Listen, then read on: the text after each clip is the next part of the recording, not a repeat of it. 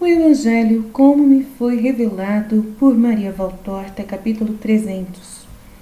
Com escribas e fariseus na casa do ressuscitado de Naim. Valtorta descreve a visão do dia 12 de outubro de 1945. A cidade de Naim está em grande festa, pois hospeda Jesus pela primeira vez, depois do milagre do jovem Daniel, que foi por ele ressuscitado. Precedido e acompanhado por um grande número de pessoas, Jesus atravessa bendizendo a cidade. Aqueles de Naim se uniram a pessoas de outros lugares provenientes de Cafarnaum, onde tinham ido procurá-lo e de onde tinham sido encaminhados para Caná, de onde vieram para Naim. Tenho a impressão de que agora que Jesus já tem muitos discípulos, ele já constituiu com eles uma espécie de rede de informações, de tal modo que os peregrinos que o estiverem procurando possam encontrar, apesar de seus constantes deslocamentos, ainda que de poucas milhas para cada dia, conforme o permitam as estações e os dias curtos. E entre essas pessoas que vêm de outros lugares para procurá-lo, não faltam os fariseus e os escribas, aparentemente muito cerimoniosos. Jesus é hóspede na casa do jovem ressuscitado. Na mesma casa estão reunidos os notáveis da cidade. E a mãe de Daniel, vendo os escribas e fariseus 7 com os vícios capitais, como muitos humildemente os convida, desculpando-se por não poder oferecer-lhes uma casa mais digna. Aqui está o mestre, mulher. Isto dá valor até a uma espelunca, mas tua casa é bem mais do que uma espelunca, e nós nela entramos dizendo, paz a ti e à tua casa. De fato, a mulher, embora não seja uma ricaça, desdobrou-se em 4 para honrar Jesus. Certamente devem ter entrado em competição todos os ricaços de Naim, que se puseram de acordo para prepararem a casa e a mesa. E as suas respectivas esposas estão olhando furtivamente de todos os lados a comitiva que vai passando furtivamente pelo corredor de entrada e dirigindo-se para 2 salas, que estão em frente uma da outra, e nas quais a dona da casa mandou colocar as mesmas. Jesus tenham pedido somente isso. Talvez tenham pedido somente isso porque houve um empréstimo de louça e de cadeiras e uma prestação de serviço junto aos fornos, mas para poderem ver de perto o mestre e respirar onde ele respira, e agora estão deixando-se ver aqui e ali, coradas, enfarinhadas, encisadas ou com as mãos gotejando, conforme as suas incumbências na cozinha. Elas fazem sinais com seus olhares umas para as outras, pegam seus retalhos de olhar divino, suas migalhas da voz divina, bebem a doce bênção e a doce figura, com o olhar e os ouvidos, e voltam ainda mais coradas para os seus fornos, para suas maceiras e essas pias felizes. Felicíssima aquela que com a dona da casa oferece a bacia para as abluções aos hóspedes de respeito. Ela é uma jovenzinha, de cabelos e olhos morenos, mas com uma tonalidade difusa de rosa. E ainda mais rosa ela fica quando a dona de casa informa a Jesus que ela é noiva do seu filho e que logo vai ser o casamento. Nós esperamos a tua vinda para realizá-lo, a fim de que a casa toda fosse santificada por ti. Abençoa-a, então, para que ela seja uma boa mulher nesta casa. Jesus a olha, e como a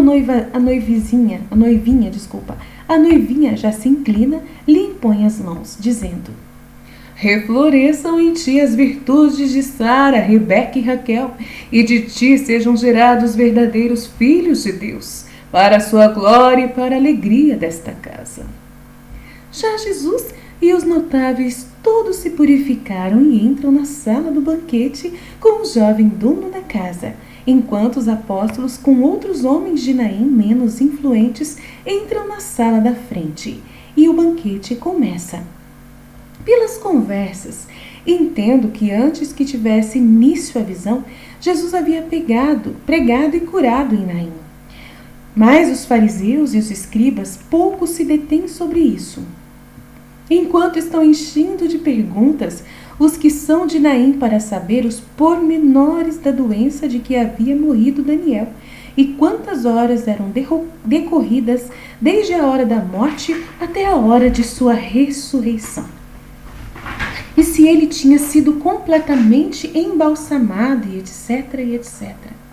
Jesus se afasta de todas essas indagações, falando com o ressuscitado, que está muito bem, e come com um grande apetite. Mas um fariseu chama Jesus para perguntar-lhe se ele tinha conhecimento de qual era a doença de Daniel. Eu estava vindo de Endor, por pura casualidade, desejando contentar Judas de Queriote, como havia contentado João Zebedeu. Eu não sabia nem mesmo que teria que passar por Naim quando comecei o caminho para a peregrinação pascal, respondeu Jesus.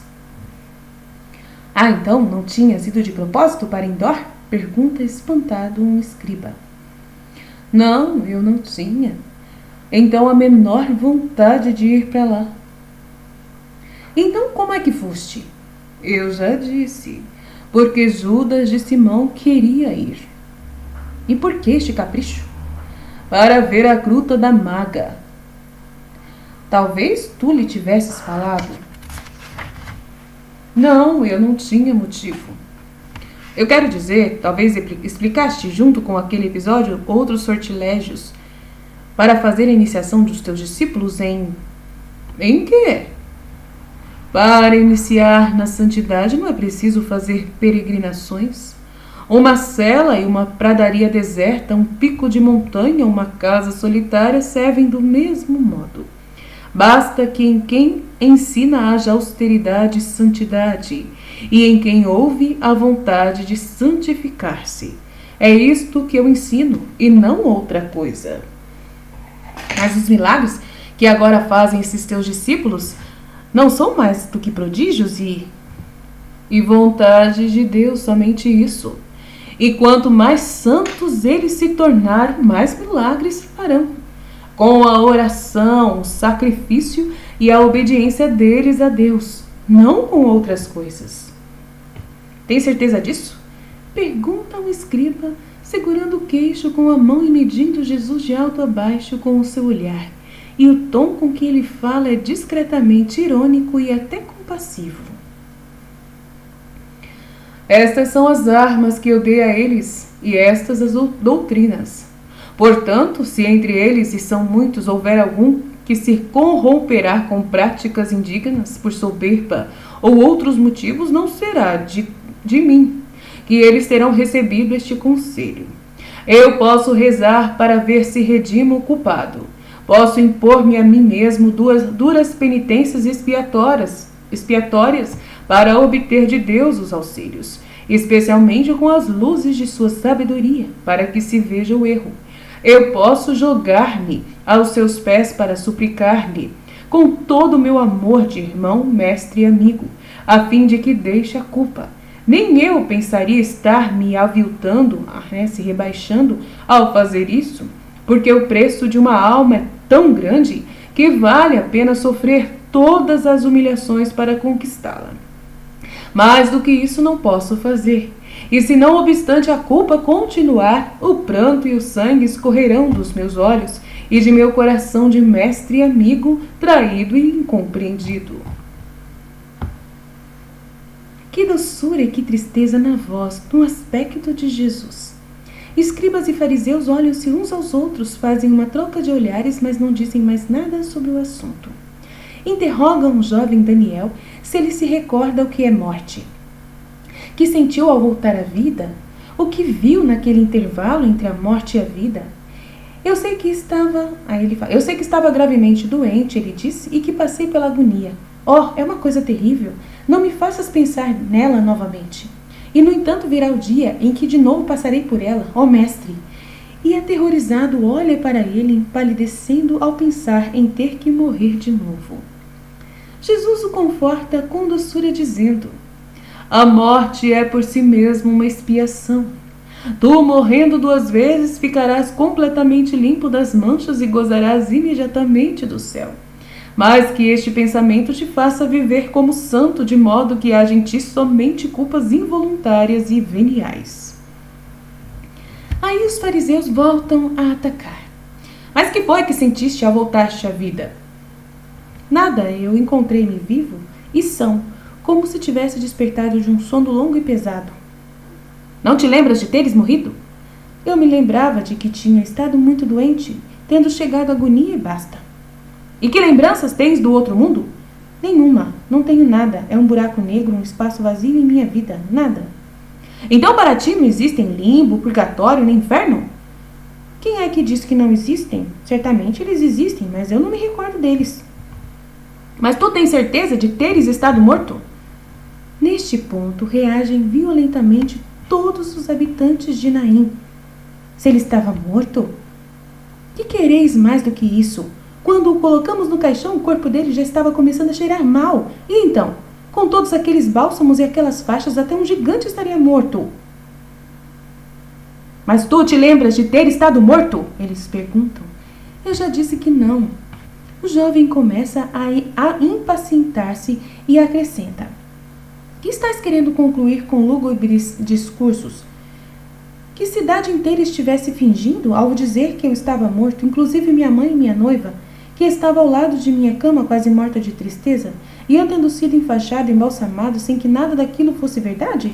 Que dizeis vós? Diríeis que em Naim todos fossem crianças ou idiotas, que queriam divertir-se? Minha mãe, em poucas horas, ficou de cabelos brancos. Minha noiva teve que passar por um tratamento longo, porque a tristeza e a alegria se haviam tornado quase louca. E vós ainda duvidais? E para que haveríamos feito uma coisa dessas? Para que? É verdade. Por que o teríamos feito? Dizem os de Naim. Jesus não diz nada. Ele se entretém pegando e examinando a toalha da mesa, como faria alguém que se estivesse distraído ou fora do assunto.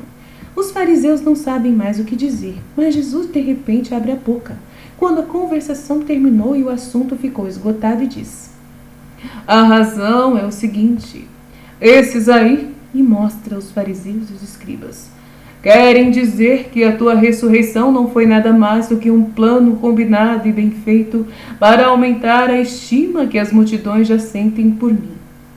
Eu teria sido o idealizador do plano, e vós os meus cúmplices para mentir a Deus e ao próximo. Não, eu deixo os embustes para os que não têm nenhuma dignidade. Eu não tenho necessidade de feitiçarias e nem de estratagemas, brincadeiras e cumplicidades para ser o que sou. Porque quereis vós negar a Deus o poder de restituir à alma um corpo de carne? Se ele a dá quando começa a formar-se a carne, se cria as almas uma de cada vez, não poderá dar-lhe de novo quando a alma, voltando à carne pela oração do seu Messias, pode ser um estímulo para a volta à verdade por parte de numerosas multidões? Podeis negar a Deus o poder de operar milagres, porque lhe os quereis negar? És tu Deus? Eu sou quem sou. Os meus milagres e a minha doutrina dizem quem eu sou. Mas então por que é que este não se lembra de nada, quando os espíritos que são evocados sabem dizer que são as coisas do além-túmulo? Porque esta alma fala a verdade, já santificada como está pela penitência de uma primeira morte, ao passo que o que dizem os necromantes não é verdade. Mas Samuel veio por ordem de Deus e não da feiticeira, para trazer ao que foi infiel à lei a palavra da verdade por parte do Senhor, porque ninguém pode rir-se das suas ordens. E então por que os seus discípulos fazem isso? A voz arrogante de um fariseu, que quer realçar vivamente o tom da mesma, chama a atenção dos apóstolos que estão na sala da frente, separados desta apenas por um corredor que tem a largura de um pouco mais de 1 metro e que não tem portas nem cortinas pesadas. Ao perceberem que parecia que estavam sendo chamados, eles se levantam e, sem fazerem barulho, vão até o corredor e ficam escutando. Em que ponto eles o estão fazendo? Em que ponto eles estão fazendo? Explica-te bem, e se a tua acusação for verdadeira... Em que ponto eles o estão fazendo isso? Explica-te bem, e se a tua acusação for verdadeira, eu os avisarei, a fim de que não façam mais uma coisa contrária à lei. Em que ponto fazem? Eu sei, e comigo muitos outros o sabem. Mas tu que ressuscitas os mortos e te dizes mais que um profeta, descobre-o por ti mesmo. Certamente nós te diremos, afinal, tu tens olhos para verem muitas outras coisas, feitas quando não devem ser feitas, ou não feitas quando deveria ser. Faltas essas cometidas pelos teus discípulos e tu não cuidas disso. Quereis indicar-me alguma delas? Por que os teus discípulos transgridem as tradições dos antigos? Hoje nós os ficamos observando hoje mesmo. Faz menos de 1 hora eles entraram na sala deles para comer e não se purificaram, lavando antes as mãos. Se os fariseus tivessem dito, e antes degolaram alguns cidadãos, não teriam proferido aquelas palavras em um tom tão profundo de horror como eles fizeram. Eu não sei se acho que é ela que fez um comentário logo em seguida do que os caras falaram. Então, se os fariseus tivessem dito, e antes degolaram alguns cidadãos, né, antes de comer, não teriam proferido aquelas palavras em um tom de tão profundo horror como eles fizeram. Então, para eles foi um horror muito grande, né, os discípulos não terem lavado as mãos. Então, ela quis dizer isso. É que está logo em seguida que eles falaram, ela já escreve parecendo que continua, né? Vós os ficastes observando, sim. Há tantas coisas que podemos ver, coisas belas e coisas boas, coisas que nos levam a bendizer o Senhor, por ter nos dado a vida, para que tivéssemos ocasião de vê-las, e porque Ele criou e permitiu a existência daquelas coisas, mas vós não as observais. E como vós muitos outros, mas vós perdeis o tempo e a paz ao procurardes ir atrás de coisas não boas. Sois semelhantes a chacais, ou melhor, a hienas, que vão correndo guiadas pelas emanações de algum fedor, sem que o vosso faro seja capaz de sentir a dos perfumes, que vêm transportados pelo vento, que passa pelo jardim cheio de aroma. As hienas não gostam dos lírios e das rosas, dos jasmins e da cânfora, dos cinamomos e dos cravos. Para elas estes são odores desagradáveis, mas o fedor de um corpo já podre, que está lá no fundo de um precipício ou à beira de uma rodovia, sepultado abaixo das moitas, onde o jogou um assassino, ou lançado pela tempestade sobre alguma praia deserta, inchado, arroxeado, arrebentado, horrível. Oh, esse é o perfume muito agradável para as hienas. Elas ficam farejando o vento da tarde, que condensa e transporta consigo todos os odores, que o sol destilou das coisas que ele aqueceu, para perceberem este especial e convidativo odor para elas. E depois de descobrirem o rumo dele e marcarem bem a direção, partem correndo com o focinho levantado, com os dentes já descobertos, tremendos maxilares, mostrando um riso histérico.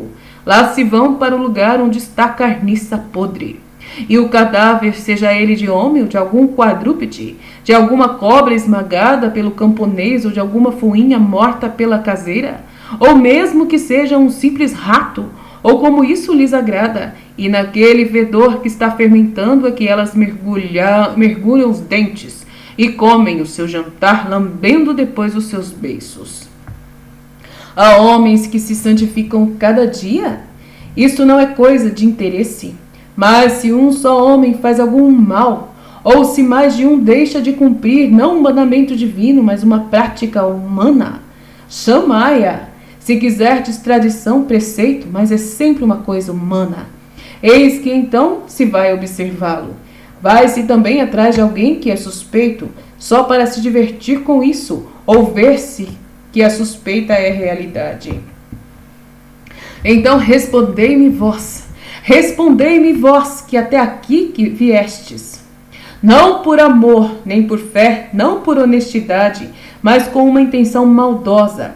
Respondei-me, por que é que vós transgredis o mandamento de Deus por uma vossa tradição humana? Não querereis vós dizer-me que uma tradição é mais do que um mandamento? Pois bem, Deus disse, honra teu pai e tua mãe, e quem amaldiçoar o pai e a mãe é réu de morte. E vós, ao contrário, dizeis, todo aquele que tiver dito ao seu pai e sua mãe, Corban, não está mais obrigado a usar em favor do pai e da mãe. Portanto, vós, com a vossa tradição, anulaste um mandamento de Deus. Eu não sei o que quer dizer Corban, gente, eu não sei, tá? Hipócritas, bem que disse de vós o profeta Isaías, profetizando: este povo me honra com os lábios, mas o seu coração está longe de mim, e por isso eles me honram em vão, ensinando doutrinas e mandamentos humanos.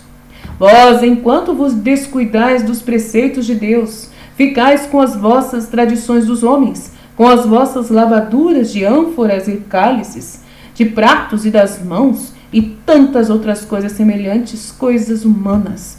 Enquanto justificais a ingratidão e a avareza de um filho para com o seu pai, com oferecer-lhe o pretexto da oferta de um sacrifício para não dar um pão a quem o gerou e está necessitado de ajuda, e ele tem a obrigação de honrá-los porque são seus genitores, ficais escandalizados porque alguém não lava as mãos. Vós alterais e violais a palavra de Deus para obedeceres às palavras feitas por vós e por vós estabelecidas como preceitos. Vós assim vos proclamais mais justos do que Deus. Vós vos arrogais o direito de legisladores, enquanto que só Deus é o verdadeiro legislador para o seu povo. Vós e ele continuaria, mas o grupo inimigo se retira. Ele continuaria, mas o grupo inimigo se retira debaixo de uma saraivada de acusações e sai esbarrando nos apóstolos e em todos os que estavam reunidos no corredor como hóspedes e ajudantes da dona da casa, que para lá tinham sido atraídos pelo forte tom da voz de Jesus.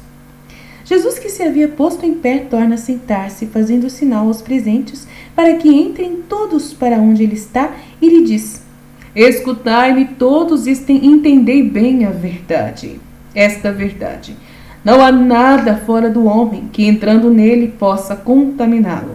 Mas é o que sai de dentro do homem, isso é o que o contamina. Quem tem ouvidos para ouvir, ouça, e use de sua razão para compreender, e use de sua vontade para agir. E agora vamos, vós de Naim, perseverai no bem, e esteja sempre convosco a minha paz. Jesus se levanta. Aqui está falando que é Corban, aqui na nota de Jesus.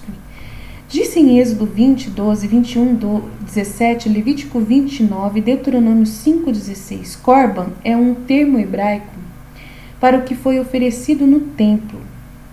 Então, o Corban, todo aquele que tiver dito ao seu pai e à sua mãe, Corban, ofereceu alguma coisa no templo, não está mais obrigado a usar aquilo em favor do pai ou da mãe. Então, alguma legislação criada, pelos escribas e fariseus, que faz com que o filho não tenha mais, através do pretexto da oferta de um sacrifício, ele não tenha mais que dar o pão ao pai e à mãe que está necessitado de ajuda. Nossa, deve ser grave esse negócio, hein? Jesus se levanta, saúda em particular os donos da casa e lá se vai pelo corredor. Mas ele vê as mulheres amigas que, reunidas em um canto, o olham pasmadas.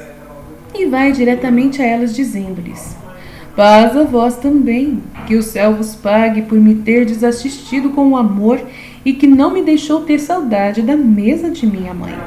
Eu percebi o vosso amor de mães em cada migalha de pão e em cada iguaria ou assado, nos doces com mel, no vinho fresco e perfumado. Querei-me sempre bem assim, ó mulheres de Naim, e em uma outra vez não vos canseis tanto por mim. Basta-me um pão e um punhado de azeitonas temperado com o vosso sorriso materno e o vosso olhar honesto e bom. Sede felizes nas vossas casas, porque o reconhecimento do perseguido está sobre vós, e ele parte consolado pelo vosso amor.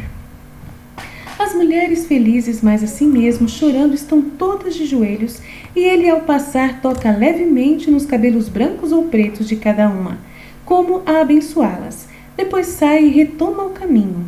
As primeiras sombras da tarde já estão descendo e escondendo a palidez de Jesus, amargurado por tantas coisas. E assim termina a visão. Fiat, Fiat, Fiat.